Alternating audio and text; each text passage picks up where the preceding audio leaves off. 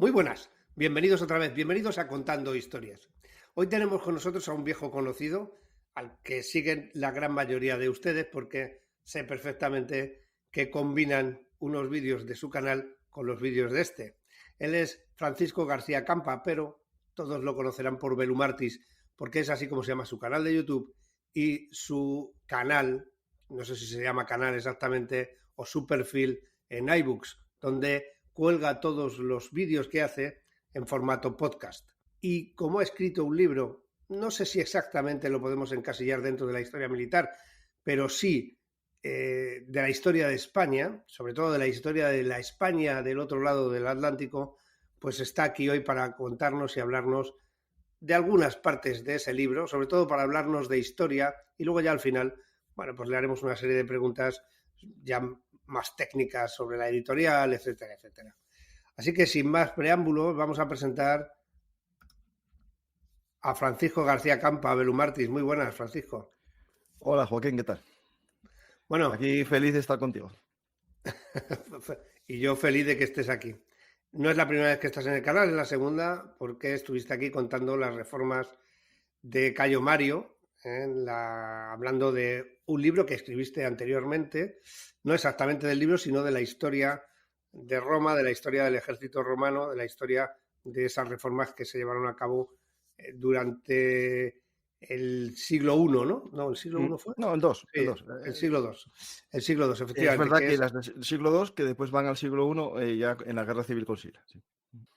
Pues ahora vamos a hablar exactamente de otra cosa y de otro punto, y es de América. Vamos a hablar de la España americana o de la Hispania, de España dentro del continente americano, porque has escrito un libro que se titula La frontera norte. ¿Y cómo te da por escribir algo que efectivamente aquí lo tenemos? Bueno, también lo ven ustedes en la parte superior derecha de la pantalla, la portada.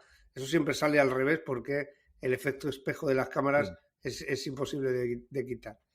Entonces, la frontera norte, ¿cómo te da por ponerte a investigar? Porque lógicamente esto lleva un periodo de investigación bastante largo sobre los Estados Unidos, porque básicamente en gran parte del libro lo que Mm. hablas es del territorio que hoy conforma los Estados Unidos. Bueno, podemos decir casi la mitad del libro de México y la mitad de Estados Unidos, sí. A ver, pues en pleno confinamiento, cuando estábamos muchos encerrados en nuestras casas en el 2020, me apetecía viajar, ¿no? Yo tenía que hacer trabajo, pero bueno, entre una cosa y otra me quedaba tiempo libre, ¿no? Y no sé por qué me apeteció viajar mucho y salir mucho de mi casa, ¿no? Y me iba a poner a escribir un libro.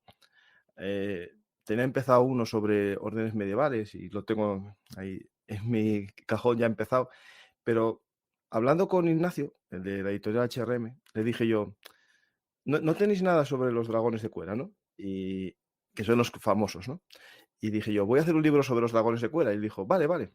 Pero me dije, espera, me puse a buscar información, a comprar libros, a encontrar tesis doctorales y me encontré en que para empezar a explicar quién eran los dragones de cuera y por qué estaban luchando por las tierras de Río Bravo, Río Pecos y toda esa zona por ahí, California, ¿no? Había que intentar explicar cómo llegaron allí, ¿no? Y me puse a dar vueltas a cómo escribir el libro. Y me iba a salir un libro muy tocho, es decir, muy grande. Y dije yo, bueno, espera, Paco, vamos a contar a la gente lo que no saben, que es cómo se llegó allí. Y empecé a investigar de cómo se sale de México, de Ciudad de México, y se llega por ejemplo, a Nuevo México. Puse como meta de este libro la monarquía de los Austria. Dije, voy a ver cómo era la España, de la Nueva España, ¿no? Del norte de México y el sur de Estados Unidos en la época de los Austrias. Y es lo que yo trato. Los famosos dragones de cuera ya surgen en época borbónica con las nuevas ordenanzas militares, la uniformidad y eso que nosotros ahora vemos como un dragón de cuera, es el fruto de una evolución, ¿no? Y ese es mi objetivo. Mi objetivo es contar cómo surge el Far West español, dando por supuesto que el Far West español es los dragones de cuerda. Eso me daría para más adelante seguir contando esa historia, ¿no? Y al final me quedó un libro, creo que cuenta el origen del Far West. Y creo que cuento cosas que no muchos libros en español cuentan. Y hay muchos libros en inglés de autores, sobre todo de los años 30, 40, 50, que trataron esos temas, y me parece que puede ser un referente para entender un poco el tema y que la gente profundice. Es mi idea, ¿no? Como divulgador. No soy un académico, yo no descubrí la penicilina. Lo que hago es contar a la gente lo que otros académicos, que cito en el libro, van descubriendo a lo largo de los tiempos, ¿no? Sí, porque bueno, en el libro efectivamente tú vas describiendo desde la época de Cortés. Digamos que esta Ciudad de México, ¿no? Esa es la zona del Valle de México, la zona más importante, ¿no? de Mesoamérica, la más rica, está más o menos explorada y atribuida ya a algunos señores, porque esto hay que entenderlo, que por un lado se quedan parte de la nobleza nativa, ¿no? Se quedan con sus territorios, también otros poblados, y otra parte se la dan, por ejemplo, a Cortés, ¿no? Tiene su marquesado, ¿no? De Oaxaca. Y así va pasando con muchos, pero otros dicen, yo también quiero mi parte, ¿no? Y empiezan a buscar terrenos, ¿no? Unos derivan hacia el sur. Cortés, por ejemplo, da mucha importancia a buscar por el mar y encarga una exploración de lo que ellos consideraban una isla, que era California, que después se descubre más adelante que era una península, ¿no? Otros, por ejemplo, quieren adentrarse hacia el norte, y todo eso es en una fase en la que se complica la situación para Cortés, porque es cuando tiene que viajar a España, y llega la figura del virrey, ¿no? Una figura que es para quitarle poder a Cortés, y Cortés al final se convierte en, bueno, uno más de las personas que vive allí con un poder muy grande, pero ya no es digamos, la autoridad máxima en México, ¿no?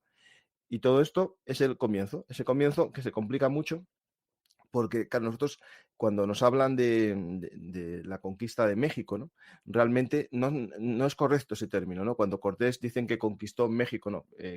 Cortés conquistó una parte de México, más bien venció a los mexicas, porque otros no los conquistó, otros se unieron a él voluntariamente, que eso es algo que en el libro intento reflejar, que gran parte de los protagonistas de este libro, que como muy bien dices, es difícil catalogar como de historia militar, porque habría que definir si son militares o no los conquistadores, claro, porque tú como militar... ¿Te está gustando este episodio? Hazte fan desde el botón Apoyar del podcast de Nivos. Elige tu aportación y podrás escuchar este y el resto de sus episodios extra. Además, ayudarás a su productor a seguir creando contenido con la misma pasión y dedicación.